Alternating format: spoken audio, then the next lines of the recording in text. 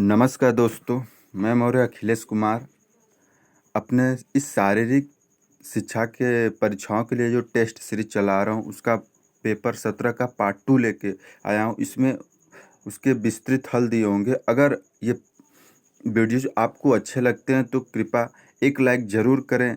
उसके साथ ही अपने फेसबुक पे, व्हाट्सएप ग्रुप पे शेयर करें और उसके साथ साथ सब्सक्राइब बटन के दबाएं और उसके साथ बेल बटन भी दबाना ना भूलें, क्योंकि जब मैं वीडियो अपलोड करूंगा तो आपको नोटिफिकेशन मिल जाएगा। आज हम 2 दिन बाद वीडियो अपलोड कर रहे हैं, इसके लिए हम आप लोग से माफ़ी चाहेंगे क्योंकि यहाँ व्यक्तिगत उलझनों के कारण परेशान था। तो आज आपके लिए फिर से आया हूँ। तो आज आप पेपर सॉल्व करते हैं। तो हमारा प्रश्न 6 है, पेपर प्लान कहलाता है यानी तकनीक, स्ट्रेटजी, प्रैक्टिस, टीम चुनाव। पेपर प्लान की बात करें यानी कि किसी चीज़ को, हमारी जो प्लान होती है, योजनाएं होती है, उसको एक पेपर पे या कागज़ पे या चार्ट पे तैयार करना ही पेपर प्लान कहलाता है। तो उसमें क्या होता है, तो अगर हम बात करें तकनीक, तो तकनीक जैसे कि हम हमारी जो गामक क्रियाएं होती हैं थी, दौड़ना, चलना, कूदना, ये सब क्रियाएं हमारी गामक क्रियाएं होती है और इसको प्रदर्शित करने का जो तरीका होता है वो हमारा तकनीक होता है। ठीक। और अगर हम ऑप्शन बी, जो इस प्रश्न का सही उत्तर होता है, स्ट्रेटजी कहते हैं पेपर प्लान को। तो जैसे कि कोई मैच हम खेलने जाते हैं तो जब मैच प्रारंभ होने वाला होता है तो ठीक उससे पहले टीम की एक बैठक की जाती है और उसमें प्रत्येक खेल में होने वाले प्रत्येक स्थिति और परिस्थिति की अपने आपस में चर्चा करते हैं और उसके लिए एक योजना बनाते हैं। और खेलने की इस योजना को पहले के समय में जब टेक्नोलॉजी नहीं थी तो उसको एक चार्ट पेपर पे तैयार किया जाता था। तो इसीलिए पेपर प्लान को हम स्ट्रेटजी कहते हैं, जो आज के समय में हम एक वाइट बोर्ड पे या इलेक्ट्रिक या मैग्नेटिक बोर्ड पे समझाते हैं, बनाते हैं। उसी को पहले समय में हम पेपर पे, चार्ट पेपर पे बनाया करते थे, तो इसी को हम स्ट्रेटजी कहते हैं। और जब हम इसी के साथ टैक्टिस, ऑप्शन सी की बात करें, तो जब हम ये स्ट्रेटजी को खेल के दौरान यानी कि खेल में जब हम लागू करते हैं, इम्प्लीमेंट करते हैं और स्ट्रेटजी के अनुसार खेल को खेलते हैं, तो तो उस प्रक्रिया को हम टैक्टिस कहते हैं। यानी कि स्ट्रेटजी और टैक्टिस दोनों एक दूसरे से जुड़े। जब हम कोई प्लान, योजना तैयार कर लेते हैं तो स्ट्रेटजी कहते हैं। जब उस स्ट्रेटजी को हम मैच के दौरान लागू करते हैं तो एक टैक्टिस कहलाता है। तो इसलिए इस प्रश्न का सही उत्तर है ऑप्शन बी, स्ट्रेटजी। प्रश्न संख्या 7 है, पैदाशी तौर पर चिंतन होना उदाहरण है। यानी कि एक चिंता यानी एंजाइटी की बात कर रहा है और उसके साथ में पैदाइशी तौर पर बात कर रहा है। यानी कि इस प्रश्न में दो चीजें हमसे पूछी जाती है, एक तो चिंतन होना और दूसरा होता है पैदाइशी तौर पर। यानी कि अगर हम देखें तो हमारा आनुवांशिक रूप में बात कर रहा है। तो चिंता क्या होती है कि एक प्रकार का एक मनोवैज्ञानिक या मानसिक उलझन होता है जिसके कारण व्यक्ति की जो संवेगात्मक, भावनात्मक, व्यवहारिक और शारीरिक क्रियाएं होती है प्रभावित होती है। तो इसमें व्यक्ति को बेचैनी, डर, आशंका की स्थिति से गुजरना पड़ता है। और एक बात चिंता की कहूँ तो एक हमारे प्रदर्शन के लिए लाभदायक भी होता है और नुकसानदायक भी होता है, क्योंकि चिंता जब तक हमें किसी चीज़ की नहीं होगी कि नहीं हमें काम करना है, तब तक हम कर नहीं करते। तो चिंता जो होती है औसत यानी कि एक एवरेज अपनी लिमिट सीमा होती है, अगर उससे ज़्यादा होने लगती है तो हमारे शरीर अनबैलेंस होने लगता है और हमारा जैसे कि हृदय दर का बढ़ जाना, श्वसन क्रियाएं बढ़ जाना, उत्सर्जन क्रियाएं बढ़ जाती है। तो वो हमारे लिए नुकसानदायक होती है, हमारे प्रदर्शन को निगेटिव रूप में ले जाती है। और जब ये चिंताएं एक औसत रूप में होती है, उस स्थिति में जिससे कि हम मोटिवेट हो सकें, नहीं हमको काम करना है, तो इस स्थिति में हमारा सामंजस्य बनता है और हम बेहतर प्रदर्शन करने की ओर बढ़ते हैं। और जब हम ऑप्शन की बात करें, ट्रीट एंजाइटी, स्टेट एंजाइटी, संघर्ष और कोई नहीं, तो चिंता कई प्रकार की होती है, लेकिन जब हम मुख्य रूप से बात करें तो एक ट्रीट एंजाइटी और एक स्टेट एंजाइटी के रूप में होती है। तो जब हम स्टेट एंजाइटी की बात करते हैं तो स्टेट एंजाइटी जो हमारी स्थिति परिस्थिति होती है, जो भी हमारी स्थिति होती है उसके अनुसार उतार चढ़ाव उसमें होता, हमारे व्यवहार में उतार चढ़ाव वो तनाव दिखता है, जिससे हमारी संवेगात्मक, भावनात्मक, व्यवहारिक प्रतिक्रियाएं प्रभावित होती हैं, जो हर पल बदलती रहती हैं इस परिस्थिति के अनुसार, और जिसको आमतौर पर समान रूप से ये चीज़ें हमें दिखाई देती हैं। स्टेट एंजाइटी जैसे कि मैंने बताया था, हृदय दर का बढ़ जाना, श्वसन क्रियाएं होना, उत्सर्जन क्रियाएं बढ़ जाती है, ये स्टेट एंजाइटी के अंदर में आती है। लेकिन जब इस प्रश्न का जो सही उत्तर है option option A treat anxiety, तो ट्रीट एंजाइटी जो है एक रूप से हमें आनुवांशिक रूप से विरासत में मिलती है, और जिसके कारण हम और ये जो ट्रीट एंजाइटी होती है अस्थायी व स्थिर होती है। तो जब हम अस्थायी और स्थिर की बात करते हैं तो यहाँ पे एक प्रश्न बनता है और पूछा जाता है कि ट्रीट एंजाइटी की विशेषता क्या है। तो अगर ऑप्शन में रहे अस्थायी एंजाइटी है, स्थिर एंजाइटी है या आनुवांशिक एंजाइटी है, तो ये तीनों इस ट्रीट एंजाइटी में सही माना जाता है। या पूछ दे कि अस्थायी एंजाइटी कौन है, तो इसमें ट्रीट एंजाइटी जो होती है अस्थायी एंजाइटी होती है। अब प्रश्न संख्या 8 पे आते हैं, तो पूछा जाता है कि एंटी ग्रेविटी मसल के रूप में जानी जाती है। एंटी ग्रेविटी मसल की बात करें तो जब हम वो मसल का नाम पूछ रहा है जो हमारी ग्रेविटेशनल फोर्स होता है, पृथ्वी की जो ग्रेविटी होती है उसके विपरीत काम करे। एंटी मतलब विपरीत, ग्रेविटी जो हमारी पृथ्वी की फोर्स जो लगती है उसको हम ग्रेविटी का। और मसल्स, कौन सी मसल इन्वॉल्व होती है एंटी ग्रेविटी मसल के रूप में? Gastrocnemius, soleus muscles, bicep muscles, hamstring muscles. तो जब हम चलते हैं या पैर के बल उठते हैं तो सबसे पहले जो मसल्स हमें पैर को उठाने में मदद करती है, हेल्प करती है, तो उसको हम एंटी ग्रेविटी मसल कहते हैं, क्योंकि वही मसल सबसे पहले ग्रेविटी के विपरीत काम करना शुरू करती है। तब जो हमारा उत्तर बनेगा इस प्रश्न का वो होगा ऑप्शन बी, सोलियस मसल। क्योंकि सोलियस मसल जो होते हैं हमारी जो टकना होती है, टकने के नीचे से होती हुई और गैस्ट्रोनोमियस से आके जुड़ती है। तो जब हम कभी भी पैर को उठा पैर के बल शरीर को ऊपर की ओर खींचते हैं तो सबसे पहले सोलियस मसल एक प्राइम मूवर मसल्स के रूप में काम करती है। प्राइम मूवर मतलब कि जो मसल किसी भी एक्टिविटी में सबसे पहले काम करे, यानी इन्वॉल्व हो, शुरुआत करे, उसको प्राइम मूवर मसल्स कहते हैं। और उसकी जो सहायता करती है उसको हम सिनर्जिस्ट मसल कहते हैं। तो जब हम पैर को उठाते हैं तो वो soleus muscle prime mover muscles के रूप में काम करती है, इसीलिए इस मसल्स को हम एंटी ग्रेविटी मसल्स भी कहते हैं। तो इस प्रश्न का सही उत्तर ऑप्शन बी,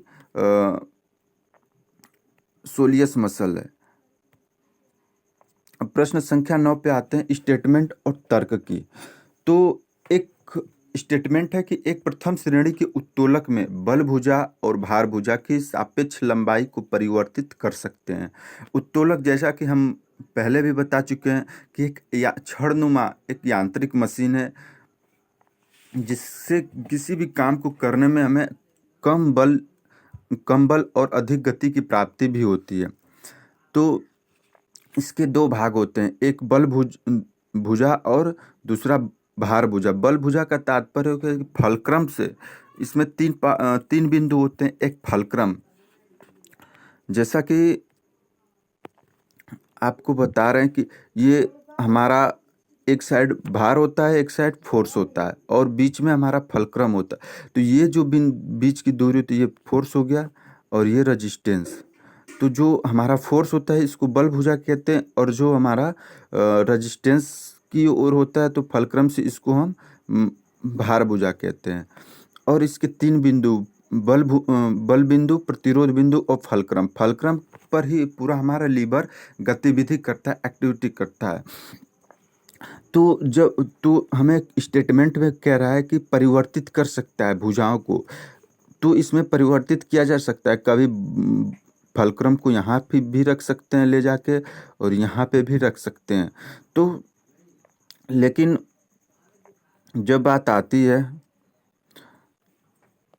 तो इससे तो अभिकथन सही हुआ कि उसके सापेक्ष लंबाई को परिवर्तित किया जा सकता है। लेकिन जब तर्क के, तो इसलिए अभिकथन हमारा सही है, यानी कि ए सही है। जब तर्क की बात करेंगे तो फलक्रम जो बल और भार भुजा के बीच में रहते हैं। जैसा कि मैंने आपको चित्र बना के भी बताया कि फलक्रम हमेशा प्रथम श्रेणी के उत्तोलक में बीच में रहते हैं, बीच में रहते हैं। इसलिए तर्क जो अभिकथन को स्पष्टीकरण देता है। एक चीज और मैं बताऊंगा यहाँ पे कि जो हमारी ये रेजिस्टेंस हो गया, ये फोर्स है, और ये हमारा एक्सिस बनता है जो फलक्रम जिसको कहते हैं। तो अगर हम इस फलक्रम को यहाँ पे लेके चले आए फोर्स के पास में, यानी कि बल भुजा को हम छोटा कर दें और भार भुजा को बड़ा कर देते हैं, तो इस स्थिति में हम किसी भी काम को करने के लिए हमें अधिक फोर्स लगाना पड़ता है। लेकिन जब यहाँ अधिक फोर्स लगाना पड़ता है तो तब हमें अधिक गति की प्राप्ति होती है, यानी कि हमारी स्पीड बढ़ जाती है काम करने की। और दूसरा चीज है कि जब हम इस फलक्रम को यहाँ पे ला दें, यानी कि भार के पास ला दें, रेजिस्टेंस के पास ला दें, तो हमारी जो भार भुजा होती है वो छोटी हो गई और हमारा बल भुजा बराबर होता है। तो इस स्थिति में जो है हमारा काम करने में बल कम खर्च होता है, कम बल लगाना पड़ता है कार्य को पूरा करने में, लेकिन उसके साथ ही गति हमारी बहुत कम हो जाती है। तो कभी कभी प्रश्न इसमें पूछा जाता है कि जब हमारी बल भुजा छोटी हो जाती है, तो उस स्थिति में जब हमारी बल भुजा छोटी हो जाती है प्रथम श्रेणी के उत्तोलक में, तो हमें क्या प्राप्त होता है? तो जब हमारी बल भुजा छोटी हो जाती है तो वहाँ पे हमें गति प्राप्त होता है। ठीक है, अगर इसके विपरीत पूछे कि जब हमारी भार भुजा छोटी हो जाती है तो हमें क्या प्राप्त होता है, तो उस समय हमें काम करने के लिए कम बल का प्रयोग करना पड़ता है। तो इस प्रश्न का जो सही उत्तर बनेगा वो बनेगा कि अभिकथन ए सही है, तर्क आर भी सही है, और तर्क आर अभिकथन ए का सही स्पष्टीकरण है। तो वो है ऑप्शन ए। ऑप्शन ए जो है ये कह रहा है कि ए और आर दोनों सही है और आर ए का सही स्पष्टीकरण है। अब प्रश्न संख्या 10 जो अंतिम है इस सीरीज का, तो सुलमित मैचिंग करने वाला है। तो एक सूची एक में जो है स्थिति के बारे में बताया गया है व्यक्ति के, और दूसरी सूची है उसमें उसकी जो क्रियात्मक जो मनोवैज्ञानिक प्रक्रिया होती है शरीर की, उसके रूप में बताया गया है। तो जब हम पलायन की बात करते हैं तो पलायन का मतलब एक जगह को छोड़ के दूसरी जगह को स्थानांतरित हो जाना, इस प्रक्रिया को हम पलायन कहते हैं। तो पलायन का कारण क्या होता है? व्यक्ति किसी चीज से जहाँ पे सबसे पहले रहता है वहां पर वो डर जाना होता है, या किसी भी चीज से जब वो डरने लगता है तो उस जगह को छोड़ने के लिए विवश होता है। तो इसलिए पलायन का संबंध हमारा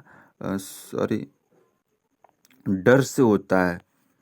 और जुझारूपन यानी कि किसी चीज में जूझ जाना, लग जाना, और जब व्यक्ति को किसी चीज पे क्रोध आता है तो उसको खत्म करने के लिए उसको जुझारूपन बनना पड़ता है, उस स्थिति से लड़ना पड़ता है। तो इसलिए जुझारूपन का संबंध क्रोध से है। अब जिज्ञासा मतलब कि जानने की इच्छा, जानने की जब व्यक्ति के अंदर इच्छाएं होने लगती है तो वो अपने विषय से संबंधित जानने का प्रयास करता है, और जब उसको बहुत सी चीजें ऐसी मिलने लगती है जिसके कारण वो आश्चर्यचकित हो जाता है, लेकिन आश्चर्य होने लगता है उसको कि क्या चीजें होती हैं। जैसे कि अगर हम अपने शारीरिक शिक्षा की बात करें तो जब हम जानते थे तो सिर्फ जानते थे कि जब हम खेल टीचर बनेंगे तो सिर्फ खिलाना होगा और हमारा जो विषय होगा खेल से ही संबंधित होगा। लेकिन जब हम एडमिशन लिए उसके बाद हमें अनेक तरह के विज्ञान जैसे रचना विज्ञान, बायोमैकेनिक्स, किन्सियोलॉजी, फिजियोलॉजी पढ़ना पड़ा। तब हमें एक आश्चर्य सा महसूस हुआ कि इस विषय इतना बड़ा व्यापक क्षेत्र बन जाता है। तो इसलिए जिज्ञासा का संबंध आश्चर्य से होता है। अब निर्माण, निर्माण का मतलब होता है किसी चीज को बनाना। ठीक, सृजनकर्ता भी वही होता है, सृजनकर्ता मतलब कि किसी चीज को बनाने वाला जो होता है उसको हम सृजनकर्ता बोलते हैं। तो इसका भी मैच जो होता है निर्माण का सृजनकर्ता से होता है। अब जब हम विकल्प की बात करें तो पलायन का यानी कि एक का बी से मिलेगा, यानी कि ऑप्शन बी और सी को देखेंगे। तब जब हम 2 नंबर पे जाते हैं तो उसका मैचिंग ऑप्शन ए से होता है। तो इसलिए इस प्रश्न में ऑप्शन सी को हम देखते हैं, और जिज्ञासा का मैचिंग डी से और निर्माण का मैचिंग सी से। तो इस प्रश्न का जो है सही उत्तर होता है वो होता है ऑप्शन सी, BADC इस प्रश्न का सही उत्तर बनेगा। तो आज के लिए बस इतना ही। अब अगर मेरा प्रयास अच्छा लगता रहा आप लोग को तो एक लाइक तो हमारे वीडियो के लिए बनता है, और उसके साथ साथ फेसबुक और व्हाट्सएप ग्रुप पर शेयर कीजिए, और साथ में सब्सक्राइब करना न भूलें, क्योंकि जो हमारा सीरीज चल रहा है उसको बराबर देखने के लिए सब्सक्राइब जरूर करें, क्योंकि जब मैं वीडियो अपलोड करूंगा तो आपको उसका नोटिफिकेशन तुरंत मिल जाया करेगा। और कोई भी समस्याएं आती है या कोई भी प्रश्न या उत्तर समझने में आपको समस्या आती है तो उसको कमेंट बॉक्स में ज़रूर कमेंट करें, और जिससे हमें बताने में अच्छा लगता है। तो आज के लिए बस इतना ही। धन्यवाद।